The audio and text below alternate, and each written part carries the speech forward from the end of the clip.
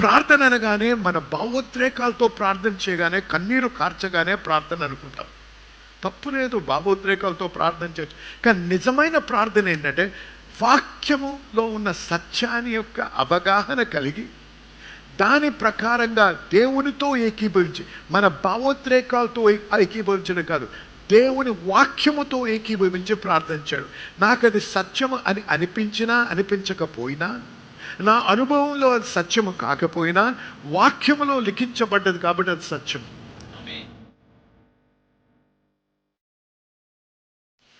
2 కొరింథీ 5:21. ఎందుకనగా మనమాయన యందు దేవునికి నీతి అగునట్లు పాపమెరుగని ఆయన మన కోసము పాపముగా చేసెను. ఆగండి, మనము దేవుని నీతి అగునట్లు. చూసారా, యేసు ప్రభు శిలువ మ్రాను మీద మరణించాడు. నీతిపరుడుగా మరణించలేదు, పాపిగా మరణించాడు. యేసు ప్రభు పాపముగా మారాడు. మన పాపములను బట్టి ఆయన పాపముగా మారాడు. కాబట్టి ఎందుకు మారాడు? మనము నీతిమంతులు అవ్వడానికి. ఆమె చెప్పాలి. ఇది చాలా బలమైనటువంటి, లోతైనటువంటి సత్యం. ఈ సత్యాన్ని మీరు గ్రహించి దాని ప్రకారంగా జీవించగలిగితే ఖచ్చితంగా విజయవంతమైన జీవితం జీవించగలరు. కానీ అనేకులు పాపపు అవగాహనలో జీవిస్తున్నారు. అనేక మంది క్రైస్తవ జనము మనం మనస్సాక్షి కాదు, సిన్ కాన్షియస్నెస్, పాపపు మనస్సాక్షి, ఆ యొక్క పాపము అనేటువంటి, నేను పాపిని. అనేక సార్లు అనేక మంది ఎవరో ప్రభువా నేను పాపిని ప్రభువా, నేను కుక్కని ప్రభువా, నేను ఒక పురుగుని ప్రభువా అని ప్రార్థన చేస్తామా చేయమా? చెప్పండి, చేస్తామా చేయమా? చేసేటువంటి వారందరూ చేతులు ఎత్తండి. ఏమి తప్పు కాదని చేయడం. చూసారా, ఈ విధంగా ఎందుకు ప్రార్థన చేస్తున్నామంటే మనకు నిజంగా దేవుడు మనకు చేసినటువంటి క్రియను మనం గ్రహించటం లేదు, అప్రిషియేట్ చేయటం లేదు, కనపరచడం లేదు. అందుకే ఆ పాపపు అవగాహనలో జీవిస్తున్నాం. ఎంతకాలమైతే మనము పాపపు మనస్సాక్షి అవగాహనలో జీవిస్తామో అంతకాలము ఓడిపోయిన జీవితాన్ని జీవిస్తాం. ఎందుకు? పాపపు అవగాహన, నేను పాపిని, నేను దరిద్రుడిని, నేను ఎందుకు పనికిరాని వాడిని ప్రభువా, నేను దుమ్మును ధూళిని ప్రభువా అనే విధంగా మనం ప్రార్థన చేస్తూ ఉంటాం. అనేకులు ఎందుకు ప్రార్థన చేస్తామో తెలుసా? 2. ఒకటి, అది నిజంగా హ్యూమిలిటీ అనుకుంటాం, సాత్వికం అనుకుంటాం. నన్ను నేను దేవుని దగ్గర తగ్గించుకోవడం అనుకుంటాం. రెండవది ఏంటంటే నిజంగా వాక్యాన్ని మనం గ్రహించలేదు కాబట్టి. నువ్వు పాపివే, నువ్వు పురుగువే, నీవు కుక్కవే, నువ్వు దరిద్రుడివే, నువ్వు పనికిరానటువంటి. కానీ యేసు ప్రభు ఆ స్థితి నుంచి ఇంకొక స్థితికి తేడానికి వచ్చాడు. హల్లెలూయా. నేను రక్షించబడ్డాను అంటే అర్థం ఏంటి? అనేకులు ఏమనుకుంటారంటే రక్షణ అంటే నేను మరణించిన తర్వాత పరలోకానికి వెళ్తాను అని. సత్యమే, కానీ అది సంపూర్ణ సత్యము కాదు. అది సత్యమే, నువ్వు మరణించినప్పుడు పరలోకానికి వెళ్తావా, సత్యమే. కానీ ఆ సత్యము పరిపూర్ణమైన సత్యం కాదు. ఎందుకంటే యేసు ప్రభు మన కొరకు చేసినటువంటి విషయాల్లో అదొక సత్యం.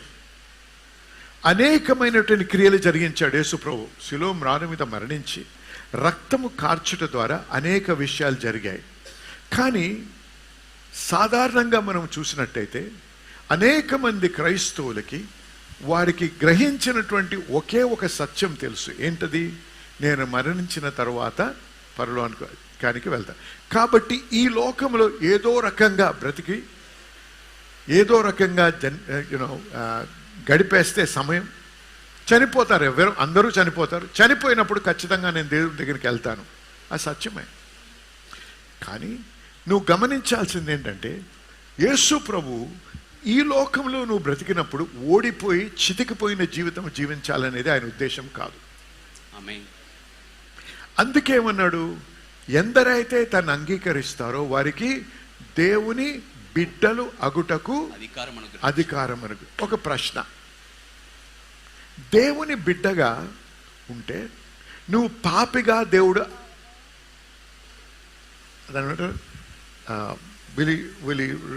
will he see look at you as a sinner? నిన్ను పాపిగా ఆయన చూస్తాడా?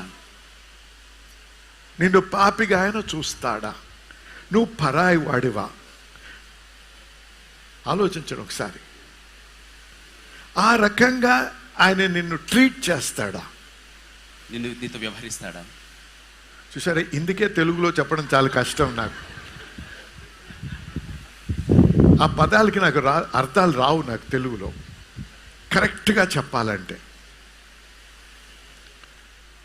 ఆ రకంగా పరిగణిస్తాడా? అది ప్రథం. ఆలోచిస్తా వచ్చాను, వచ్చింది పాఠం. చూసారా, ఆ రకంగా పరిగణిస్తాడా దేవుడు? దేవుని బిడ్డవి అన్నప్పుడు, దేవుని బిడ్డగా ఆయన చూసినప్పుడు నిన్ను పాపిగా ఎంచుతాడా నిన్ను? అనేక మంది ఇంగ్లీష్లో ఒక మాట అంటారు, ఐఎమ్ ఎ సేవ్డ్ సిన్నర్ అంటారు. విన్నారా మాట? విన్నారా? వినలేదా? రక్షించబడ్డ పాపిని అంటారు. అది కూడా ఏంటి? తగ్గింపు అనుకుంటారు. నువ్వు రక్షించబడ్డ తర్వాత మళ్ళీ పాపిగా ఎలాగించబడతావు? మనం ఆలోచించకుండా మాట్లాడతాం, అవగాహన లేకుండా ప్రవర్తిస్తాం, అవగాహన లేకుండా జీవిస్తాం. అందుకే మనకు విజయం లేదు. దేవుడు అనేక విషయాలు జరిగించాడు. ఎప్పుడైతే యేసు ప్రభు శిలువ మ్రాణ మీద మరణించాడో, రక్తము కార్చాడో, నీవు చనిపోయే వరకు ఆగి అప్పుడు దాకా చితికిపోయి ఓడిపోయి అప్పుడప్పుడు జయిస్తూ ఏదో రకంగా మరణిస్తే, అయ్యా త్వరగా రాయ్యా, నేనే బతకలేకపోతున్నాను అని చితికిపోయిన స్థితిలో ఉన్న ప్రభా, ఇంకెంతకాలం ఈ విధంగా బ్రతకాలి ప్రభా, నన్ను నా ప్రాణం తీసేసుకో ప్రభా అని ప్రార్థన చేసిన వారు ఉన్నారా లేరా? మాట్లాడాలి, మాట్లాడండి. ఉన్నారా? ఎందుకు ప్రార్థన చేస్తున్నారు అలాగా? వారికి అవగాహన లేదు. సత్యము, వాక్యములో ఉన్న సత్యాన్ని వారు గ్రహించలేదు. కాబట్టి దేవుడు తన కొరకు, మన కొరకు ఏమి జరిగించాడో, ఏ రకంగా మనల్ని పరిగణిస్తాడో, ఏ రకంగా మన గురించి ఆలోచిస్తాడో మీకు తెలియదు. అందుకే అన్నాడు ప్రభు, నా జనులు వాక్య జ్ఞానము లేక నశించుచున్నారు. ప్రార్థన అనగానే మన భావోద్రేకాలతో ప్రార్థన చేయగానే, కన్నీరు కార్చగానే ప్రార్థన అనుకుంటాం. తప్పు లేదు, భావోద్రేకాలతో ప్రార్థన చేయొచ్చు. కానీ నిజమైన ప్రార్థన ఏంటంటే వాక్యములో ఉన్న సత్యాన్ని యొక్క అవగాహన కలిగి దాని ప్రకారంగా దేవునితో ఏకీభవించి, మన భావోద్రేకాలతో ఏకీభవించడం కాదు, దేవుని వాక్యముతో ఏకీభవించి ప్రార్థించాడు. నాకు అది సత్యము అని అనిపించినా అనిపించకపోయినా, నా అనుభవంలో అది సత్యము కాకపోయినా, వాక్యములో లిఖించబడ్డది కాబట్టి అది సత్యం. ఆమేన్.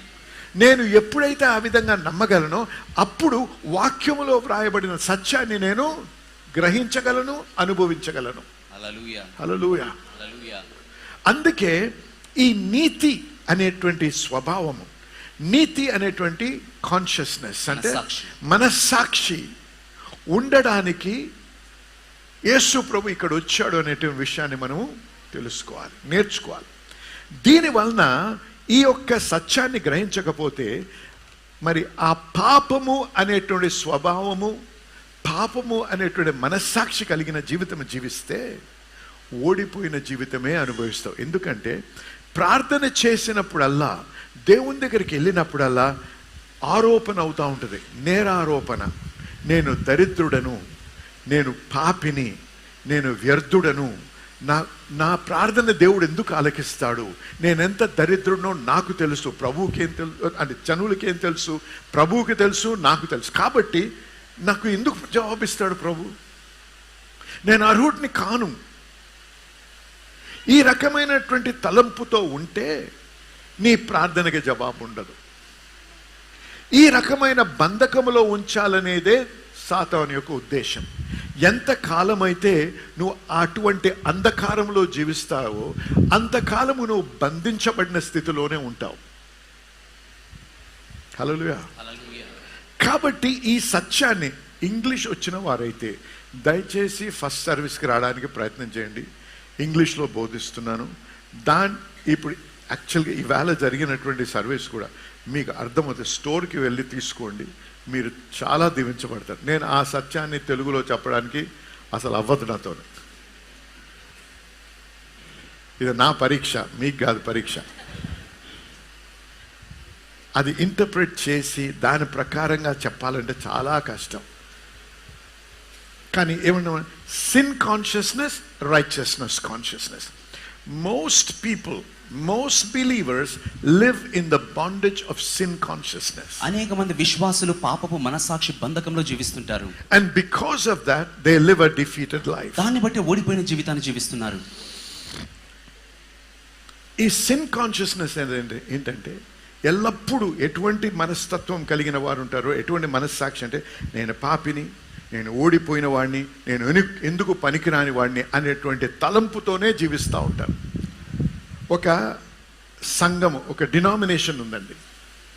ఆ డినామినేషన్ పేరు చెప్తే మీలో అనేక మందికి తెలిసి ఉంటుంది. కానీ వారి బోధ ఎప్పుడు కూడా ఎట్లుంటుందంటే, ఎప్పుడు మొదలుపెట్టినా గతంలో ఏం పాపం చేశావు, ఈ వారంలో పాపం చేశావా, పాపము పాపము పాపము పాపం మీదే ఆలోచిస్తారు, పాపం గురించే ఆలోచిస్తారు, పాపాల గురించే మాట్లాడతారు. ఇదేం చేస్తుందంటే మనల్ని సిన్ కాన్షియస్నెస్లో డెవలప్ చేస్తుంది. ఎంతకాలం ఏమన్నా సిన్ కాన్షియస్లో జీవించినప్పుడు నువ్వు బంధించిన స్థితిలోనే ఉంటావు. అర్థమైన వారు ఆమెన్ చెప్పండి. విన్నటువంటి వాక్యంని బట్టి మీరు ఎంతగానో దీవించి ఆశీర్వదించబడ్డారని నమ్ముతున్నా. మరి మన దేవుడి యొక్క వాక్యం చూసినట్లయితే దేవునికి అసాధ్యమేది ఏది లేదు. మనము అనేక కష్టాలు, లేకపోతే అనారోగ్యాలు, లేకపోతే అనేక అవగతవకలు ఎదుర్కొంటా ఉంటాం.